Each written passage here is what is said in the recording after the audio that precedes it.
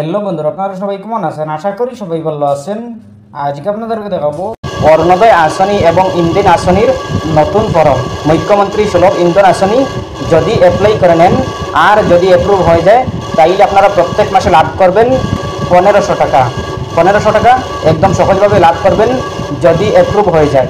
মুখ্যমন্ত্রী সুলভ ইন্ধন আসনি আপনারা অ্যাপ্লাই করতে কোনগুলো ডকুমেন্ট লাগবে এবং কীভাবে অ্যাপ্লাই করবেন আপনারা স্টেপ বাই স্টেপ দেখতে পাবেন। আপনারা ভিডিওটি মনোযোগ সহকারে দেখবেন, তাইলে বুঝতে পারবেন। চলুন আমরা স্টার্ট করি।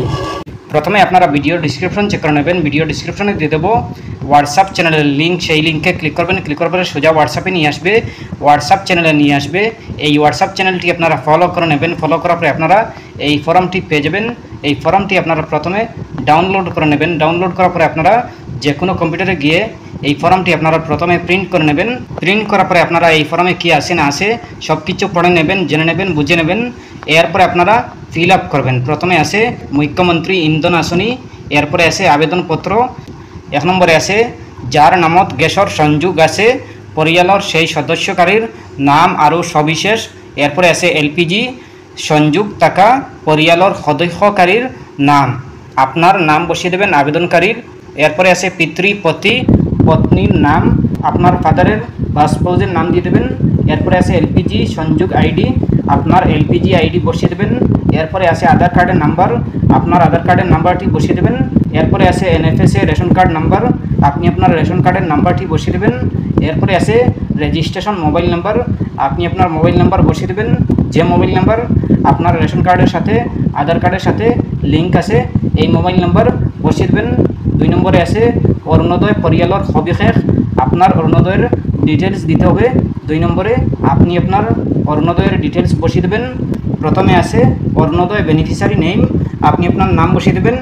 যার নামে অরুণোদয় আছে এই নামটি বসিয়ে দেবেন। এরপরে আছে অরুণোদয় আইডি, আপনি আপনার আইডি বসিয়ে দেবেন। অরুণোদয় আইডি বসিয়ে দেবেন। যদি আপনি না পান তাইলে আপনি কমেন্ট করতে পারেন অরুণোদয় আইডি কীভাবে পাবেন, আপনারা কমেন্ট করবেন।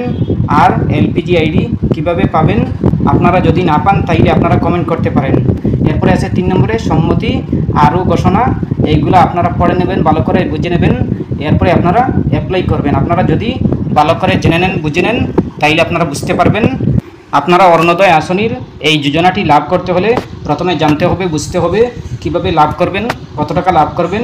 আপনারা যারা অরুণোদয় 1250 টাকা করে পাইতেছেন আপনারা 1500 টাকা লাভ করতে পারবেন যদি এই ফর্মটি ফিল আপ করেন সঠিক নিয়মে। আর যদি অ্যাপ্রুভ হয়ে যায় তাইলে আপনারা লাভ করতে পারবেন 1500 টাকা।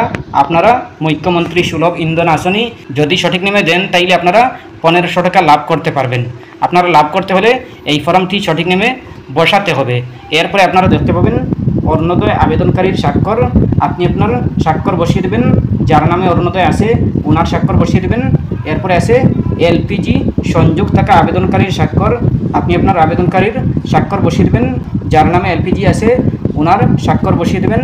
এরপরে আপনি আপনার এইগুলা ফিল আপ করার পরে আপনি ভালো করে দেখে নেবেন সব কিছু ঠিকঠাক আছে কিনা, সব কিছু সঠিক হয়েছে কিনা আপনি ভালো করে দেখে নেবেন।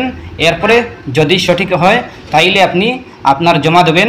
আপনি আপনার গ্রাম পঞ্চায়েতে বা ওয়ার্ডের মেম্বারের কাছে বা আপনি আপনার বিসিডিসিতে আপনি দিতে পারেন, জমা দিবেন। আপনি এই অরুণোদয় আসনির 1500 টাকা, মুখ্যমন্ত্রী সুলভ ইন্ধন আসনির 1500 টাকা লাভ করতে পারবেন যদি সঠিক নিয়মে দেন, তাইলে আপনার অ্যাপ্রুভ হবে। এরপরেও যদি কোনো সমস্যা হয় কমেন্ট করতে পারেন। আশা করছি বুঝতে পেরেছেন। ভালো লাগলে লাইক ও শেয়ার করবেন, চ্যানেলটি সাবস্ক্রাইব করবেন, পেজটি ফলো করবেন। ধন্যবাদ।